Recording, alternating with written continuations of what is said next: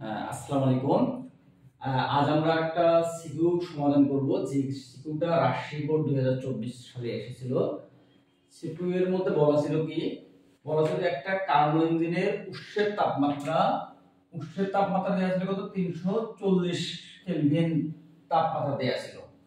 এরপরে বলছে এই তাপমাত্রায় ইঞ্জিনটি উৎস হতে 2200 জুল তাপ কি করে শোষণ করে, 2200 জুল তাপ কি করে শোষণ করে, এবং 240 কেলভিন তাপমাত্রায় 1200 জুল তাপ কি করছে, বর্জন করেছে। ঠিক না? তাহলে আমার চারটা ভ্যালু দেয়া আছে। কি কি ভ্যালু দেয়া আছে? উৎসের তাপমাত্রা, উৎসর তাপ দেয়া রয়েছে, এরপরে কি তাপগ্রাহকের তাপমাত্রা দেয়া আছে, এবং তাপগ্রাহকের কি বর্জিত তাপ দেয়া আছে। এখন গ নাম্বার কোশ্চেনে বলা হয়েছে উদ্দীপকের আলোকে এনট্রপির পরিবর্তন নির্ণয় করো।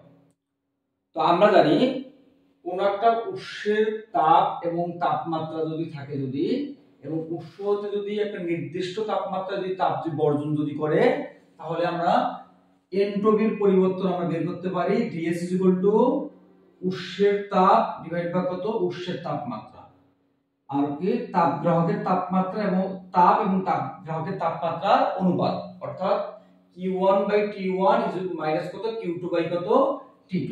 এখন ভ্যালুগুলো বসাই। ভ্যালুগুলো কি কি ছিল? এখানে Q1 হচ্ছে কি, Q1 হলো উৎসের তাপ। উৎসের তাপ দেয়া আছে এখানে কত, 2200 জুল। তাহলে আমরা বলবো উৎসের তাপ Q1 2200 জুল। এরপরে দেয়া আছে T1। T1টা কি ছিল? T1টা হচ্ছে উৎসের তাপমাত্রা। তাহলে আমরা লিখব উৎসের তাপমাত্রা T1 দেয়া আছে কত, 340 কেলভিন। 340 কেলভিন। ওকে। এরপরে Q2টা কি ছিল? Q2টা তাপগ্রাহকের তাপ, বা যে তাপটা বর্জন করে। তাহলে আমরা বলবো কি, তাপগ্রাহকের তাপ Q2 এর ভ্যালু দেয়া আছে এখানে কত, 1200 জুল তাপ দেয়া আছে, 1200 জুল।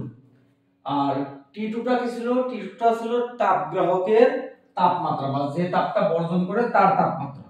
তাহলে কি তাপগ্রাহকের তাপমাত্রা T2 এর ভ্যালুটা দেয়া আছে কত, 240 কেলভিন। ওকে।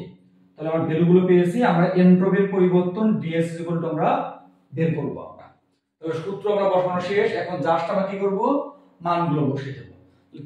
Q1 এর মান ছিল কত, 2200 ভাগ কত, T1 এর মান ছিল কত, 340, মাইনাস Q2 এর মান ছিল কত, 1200 ডিভাইড ভাগ হলো T2 এর মান ছিল কত, 240। আমি শূন্যগুলো কেটে দিলাম। কেটে দিলে আমি দেখি এইটা যদি আমি ভাগ করি, তাহলে ভ্যালু আসে 6.47, মাইনাস 120 কে 24 দ্বারা ভাগ করলে কত হয়, 5 পাই। তাহলে আমরা এটা বিয়োগ করলে আমরা কত পাবো, 1.47। তাহলে এটি হচ্ছে আমাদের কাঙ্ক্ষিত কি, এনট্রপির পরিবর্তন। ওকে। গ নাম্বার কোশ্চেন ছিল এনট্রপির পরিবর্তন নির্ণয় করো। তাহলে এনট্রপির পরিবর্তন কত হবে, 1.47। তো আশা করি এই ম্যাথটি সকলেই ক্লিয়ার হয়েছে। ওকে। ওকে। তো গ নাম্বার, এটা গ নাম্বার ম্যাথ ছিল। তো গ নাম্বার ম্যাথ আমরা শেষ করলাম। ওকে। এখন দেখো ঘ নাম্বার ম্যাথের মধ্যে কি বলা হয়েছে। ঘ নাম্বারে বলা হয়েছে যদি উৎসের তাপমাত্রা 120 কেলভিন বৃদ্ধি করলে দক্ষতার কি রকম পরিবর্তন হবে। অর্থাৎ আগে তো উৎসের তাপমাত্রা ছিল 340 কেলভিন, এরপরে যদি আমরা আরো 120 কেলভিন তাপ যদি উৎসের মধ্যে আমরা যোগ করি, তাহলে দক্ষতার কি রকম পরিবর্তন হবে এটা বের করতে বলছে। দক্ষতার পরিবর্তন কি রকম হবে এটা কিভাবে আমি বের করব। তাহলে আমরা দেখব প্রথমে 340 কেলভিন যখন তাপমাত্রা ছিল, তখন দক্ষতা কত ছিল, আর তাপমাত্রা বৃদ্ধির পরে দক্ষতা কত হয়েছে, দুটো যদি আমরা বের করতে পারি, তাহলে আমরা ইজিলি কম্পারিজনটা করতে পারবো। ওকে।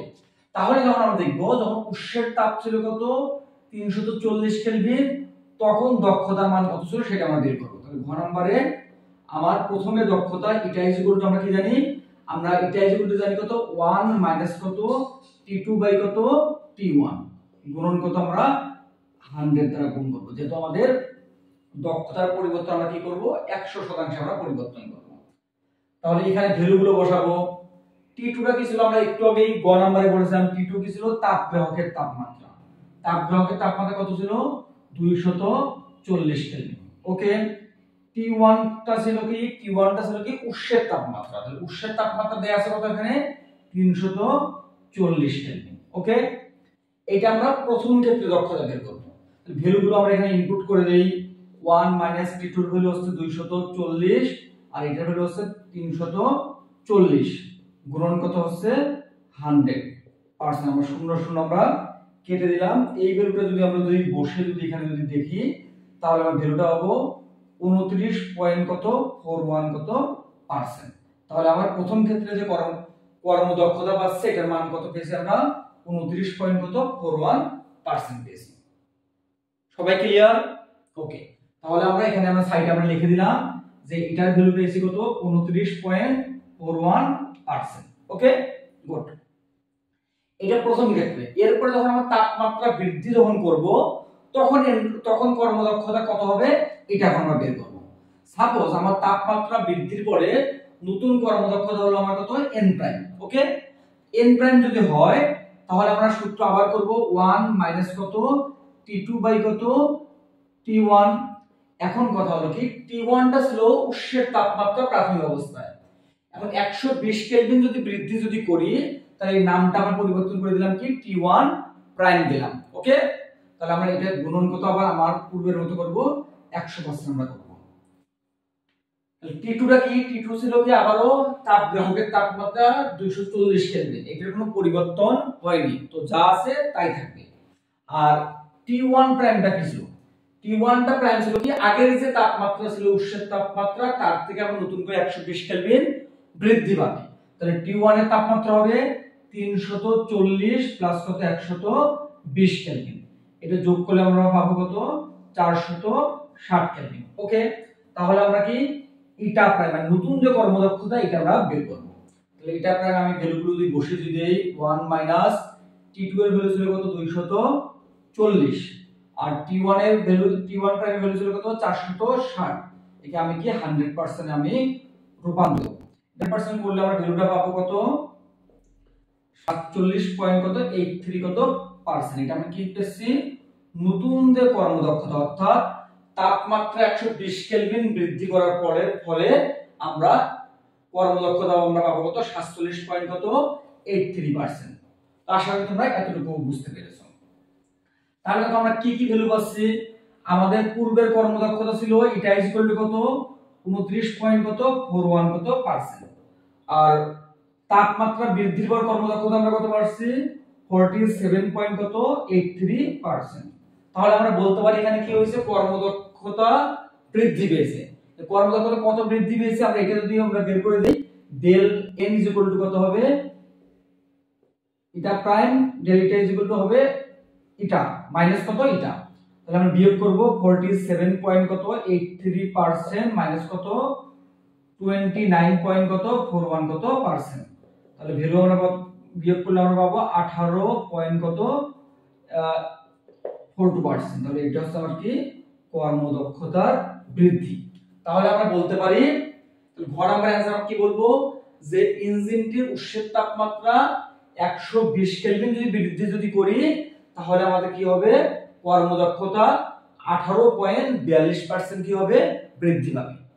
তো আশা করি তোমরা পুরো ম্যাথটি বুঝতে পেরেছো। যদি কারো কোনো বুঝতে অসুবিধা হয় তোমরা কমেন্ট বক্সে তোমরা আমাকে জানাবা, আমি আবার কমেন্ট বক্সের মধ্যে তোমাকে বোঝানোর চেষ্টা করব।